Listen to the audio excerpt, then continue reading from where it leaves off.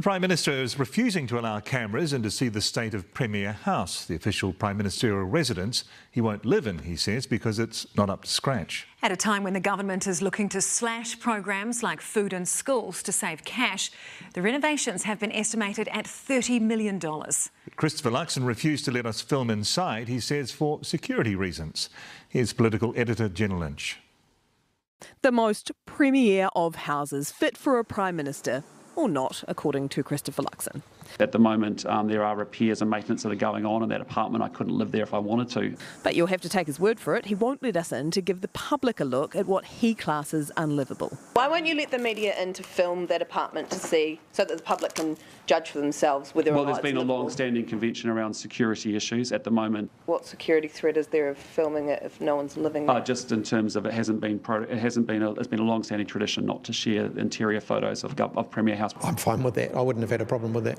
A report into its state is reported to say it's drafty, uninsulated and dated with 30-year-old furnishings, and it needs tens of millions spent on it. There's no way that I think in a cost of living crisis where we're trying to ask people to have fiscal discipline that I can actually go to the New Zealand people and say, I think we need to spend tens of millions of dollars on upgrading Premier House. It's dated, but nowhere does it state it's uninhabitable. In fact, the last Prime Minister to live there full-time brought up her baby daughter, Neve, in there.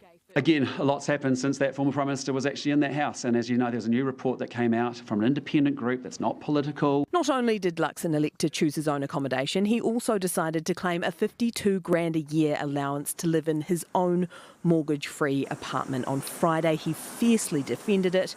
It's an entitlement, and I'm just entitled to the entitlements that everyone else has. The public backlash was so swift and strong, he climbed down within a couple of hours. And I came out of that and actually said, gee, this is quite a full-on sort of reaction to it.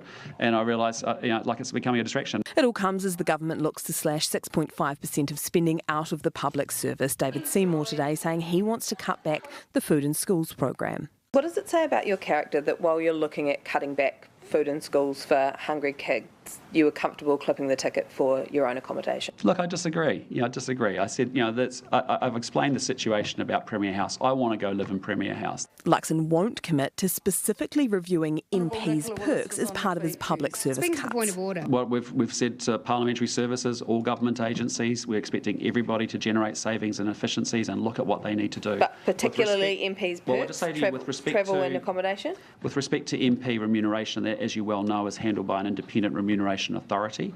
While Luxon's ruthlessly focused on reining in spending, he clearly didn't believe that applied to him. Well, Jenna's with us now. Kia ora, Jenna. So Christopher Luxon seems to have a perception problem here.